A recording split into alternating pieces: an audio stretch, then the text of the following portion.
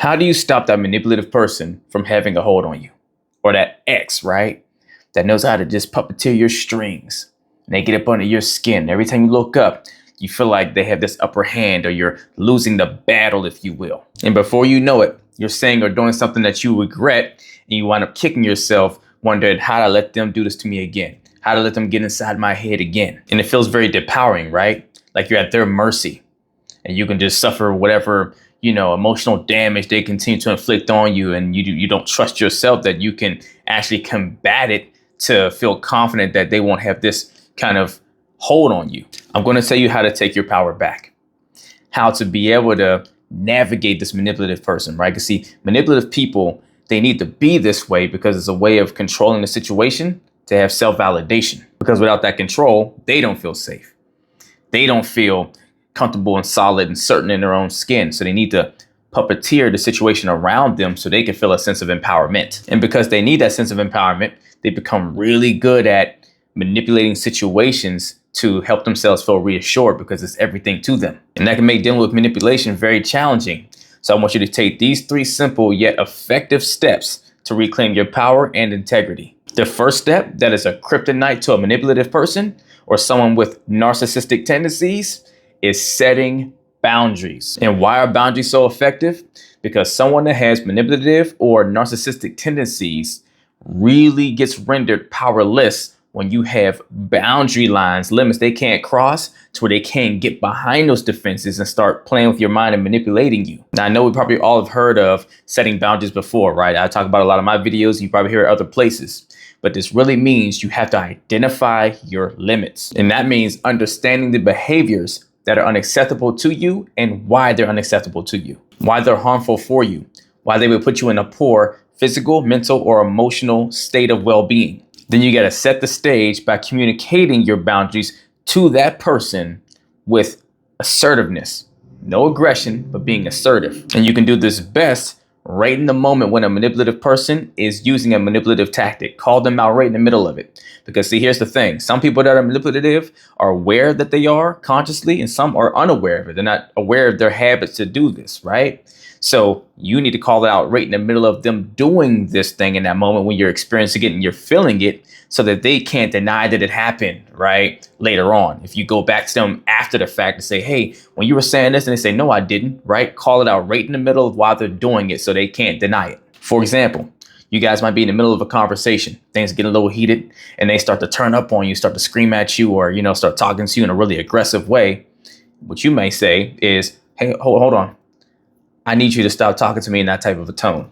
It's not respectful to me, and I can't continue this conversation unless you're able to talk to me like an equal peer that you respect. And then you have to double down and stand your ground on those boundaries consistently. This is the part where people usually drop the ball. They'll set a boundary one time, but then they'll get loose with it and let that boundary be crossed multiple times going forward. You have to, every time that person tries to go across that boundary, you have to stand and stop them in their tracks. You have to break the old pattern and start the new pattern if you're going to see new results for yourself. Step 2, maintain emotional distance. We do this first by remaining calm and stop reacting emotionally when they try to provoke you. See, someone that manipulates, they do it best by toggling and tugging on your emotions, your strings, right? Trying to get a reaction out of you because it helps them start to control the situation. To help you do this, practice deep breathing in the moment while things are going on. They're saying stuff, you feel yourself starting to get elevated. Take some deep breaths, slow exhales, right? Start to pay attention to what you notice around the room for you, right? To help you stay regulated and stay present, focused with yourself and not so dialed into what they're saying that's getting you triggered and activated. Because nothing deflates a manipulative person's sales most than you being non-responsive emotionally. You're not showing all this, sense of agitation and anger and frustration and all that stuff when they're poking at you, trying to get it out of you. Second part of doing this is you have to detach. Focus more on the situation you're here to address and not the emotions they're trying to elicit out of you. See, where manipulative people get you is they get you talking about stuff that derails and gets away from the main subject of the conversation, the main issue, the thing that needs to really be addressed. And they get you talking about all the just opinionated pieces of it and not just the actual circumstance itself. So stay focused on the goal. And the last part of staying emotionally detached is Limit the amount of sharing you're doing with them. Stop telling them everything about yourself personally that has nothing to do with the thing you must talk to them about. Because sharing less information with them than they need to know reduces their ability to have leverage over you and start using the information you give them against you. The point is to give them less angles of entry to get behind your defenses, behind your boundaries, and start to really infect you. And third, seek support and validation, meaning go to your closest friends, family, or get a coach, right? Someone that you trust to be able to talk through the situation with, to find some clarity and get fresh perspective from someone that actually cares about you and your well-being and your best interests. Now, my first thing I always say to anyone is, if you're in a committed relationship with someone, don't go running off to your friends and family and people outside of the relationship trying to figure out the answer and the solutions to you guys' problems in the relationship, right? But when it comes to you being in a manipulative situation, to where it's literally becoming toxic and someone is controlling your life in some ways that's really unhealthy for you, that's different. You going outside of the relationship is to seek support and validation of your sanity, right?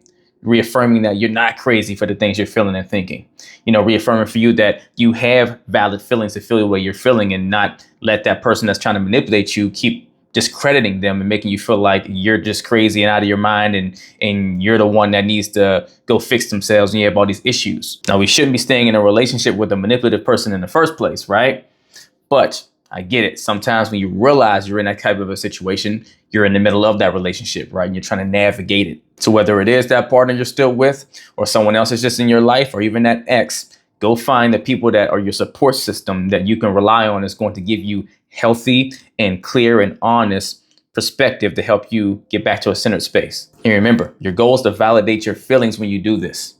It doesn't mean all the reasons you feel the way you feel might be 100% accurate to the situation, but the way you feel can never be wrong because they are your feelings. The point is to figure out why you feel the way you feel, right? Help find clarity in that. Not so much trying to prove that your opinion, your perspective is the 100% right one and they're just so wrong. No, it's about you validating something you've been feeling that this other person's been trying to tell you is not real, not true, or incorrect. And if you're really struggling to get through it on your own and you've taken as far as you can, but you're not quite getting there, then go seek the help of a therapist or come get coaching or something like that. Get the professional help you need to break through those walls and barriers that are making it hard for you to finally overcome this manipulative space that you're in. Because the last thing you deserve, nor doesn't serve you, or your manipulator for that matter, is to continue going on this roller coaster ride, right? It's very destructive for you and it tears away at your well-being physically, mentally, and emotionally, right? And it's not good for your manipulator because they're continuing to take on these practices that builds them a false sense of validation for themselves. So they still continue to carry their voids, right? You serve yourself best when you do what's most serving to you, and it serves them ultimately as well. Whatever serves you serves them. Always remember that. Let's get it.